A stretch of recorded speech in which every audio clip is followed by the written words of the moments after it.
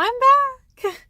See, I told you. I was just going to do a bunch in a row and then upload them all at once, hopefully all at once, and then, stop for like another month, because that seems to be the consensus for these videos, is just make a bunch and then upload them all at once, wait for them to get views, don't do anything for a month and a half, and then make another bunch of videos.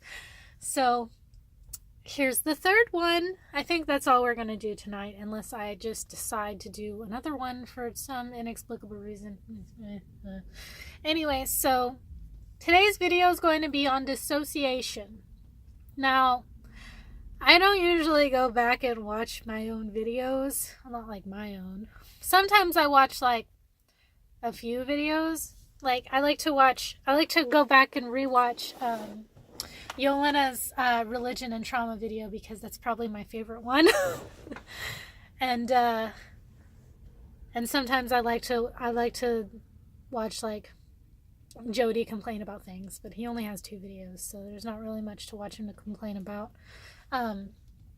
Anyways, I'm pretty sure Ez touched a little bit on this way back when we first started our videos, and we had terrible audio quality, terrible video quality. I mean, we still have kind of terrible video quality, but our audio quality is pretty okay, because now we're doing this only on our phones, which is also a downgrade at the same time.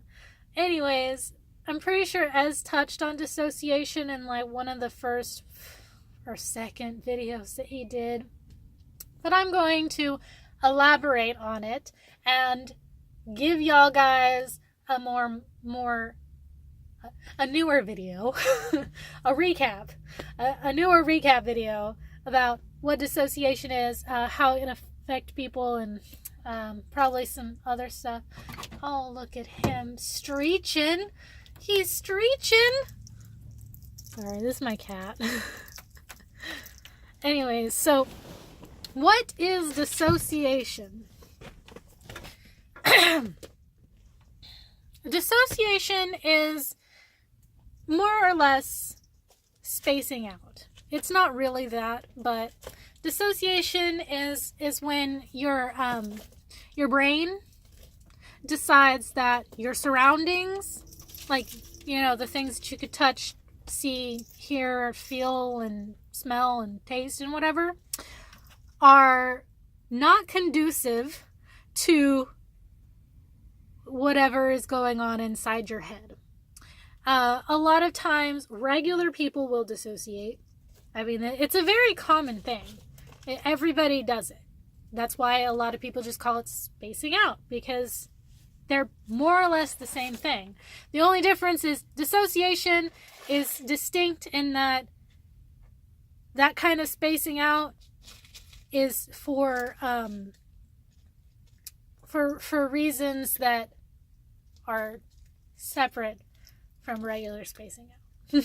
So like a lot of people will space out because they're bored as all get out, but people who tend to dissociate more dissociate because they have a trigger that causes that dissociation. Sometimes it's a location, sometimes it's an object, sometimes it's a sensory thing, sometimes it's a word, which is also a sensory thing.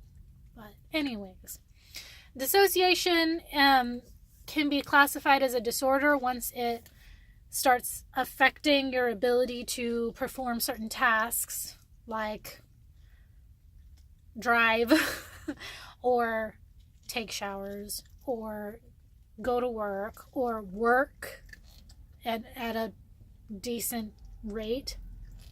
And it can be described as you see everything, but you also don't. Like, you can see it, but it's fuzzy, and regardless of whether or not you're seeing it, you can't really process what it is. For us, we dissociate a lot when we enter thresholds, which sounds really dumb, But it's a thing. I don't know if I'm the only one who does it, but I know that we do it. Whenever we enter a door, like a room or go through a door, any kind of door, we dissociate. It's like when you go into a room and forget why you went into that room. Except we go into the room and we forget that we exist. We go into that room and suddenly we are in the midst of the universe. There is no actual surroundings around us, and we are just kind of floating there with the dust and galaxy stars. Like that's basically what it's like. Sometimes there's a little bit of an existential crisis because we forgot why we went into that room, and also we can't recognize anything, but usually it's just like sort of feeling. Okay, what else? There are different kinds of dissociative disorders. Obviously, it's on a spectrum, but obviously the highest on the spectrum is DID. Second highest is OSDD. Well, not really OSDD, but kind of OSDD because it's a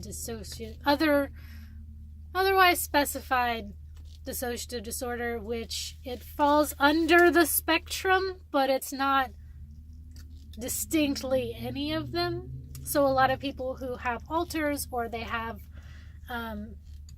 amnesia, they have dissociative fugue, they derealize, they dissociate, they've got all sorts of stuff going on in their brain, but it's not distinctly DID. It doesn't fit that criteria, and it doesn't distinctly fit the dissociative fugue or amnesia criteria. It's just kind of there. Those people usually get OSDD, whereas like people who distinctly have distinctly fit so many D's distinctly fit the diagnostic criteria for dissociative identity disorder get diagnosed with dissociative identity disorder. The other disorders are dissociative fugue. I think that's how you say it. Could be fugue. I want to say fugue though. Like you're fugued. Anyways, dissociative fugue is like when you dissociate and you end up somewhere you're not really aware that you went. Basically, it's amnesia. You space out and then you reappear in the world somewhere else that you don't really remember going to that place for any particular reason. You just find out that you're there. And then you also have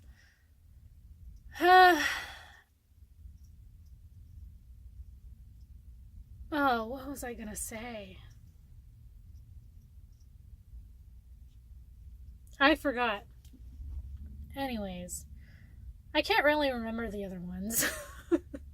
That sounds really bad, but so instead I'm going to pack it in with derealization and depersonalization. So I don't think these are in the DSM-V as criteria for a dissociative disorder, but I know that a lot of people who have dissociative disorders, especially DID, experience these things. Depersonalization is similar to dissociation, where your brain is not really entirely connected to your body, and so you can't really cognitively comprehend, so much alliteration, cognitively comprehend what's going on around you. You're like kind of trapped inside yourself. Instead, depersonalization is where you yourself don't really feel real. You don't know, it's the best way that I could relate to not multiple or not people with systems is it's an existential crisis. You are suddenly thrust into the realization that you exist and you don't like it. So you're like, nope, I'm not real. Nope. Who am I? What am I supposed to be if my consciousness exists? How could I possibly enact action upon the world? What exactly is it to be me? And what am I if I am anything at all? So it's like, those are the questions that I sort of ask when I am depersonalized. Generally just like, who am I and what's going on? Depersonalization is pretty common for DID systems and OSDD systems because because of the identity factor in the dissociative disorders. You can apply that to OSDD because it's not specified. But like the identity part of dissociative identity disorders comes into play, especially when you're super depersonalized, because your personality is one of several different chunks of other personalities that were created alongside yours. And so the reality that you exist is it's not very cut and dry, as opposed to like somebody who is not multiple, like a regular, like a singlet, whatever you want to call them.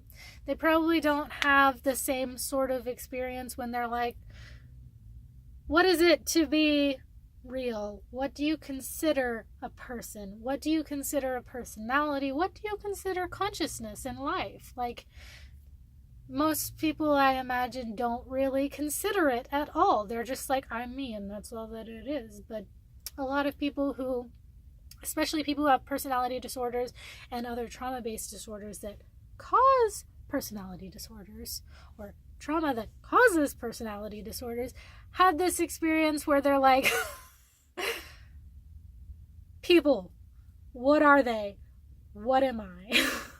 It's a really bad description, but I'm doing my best. Okay. The other one is derealization, and I actually have a really good example for this because I play video games. I'm resituating because my foot's going numb.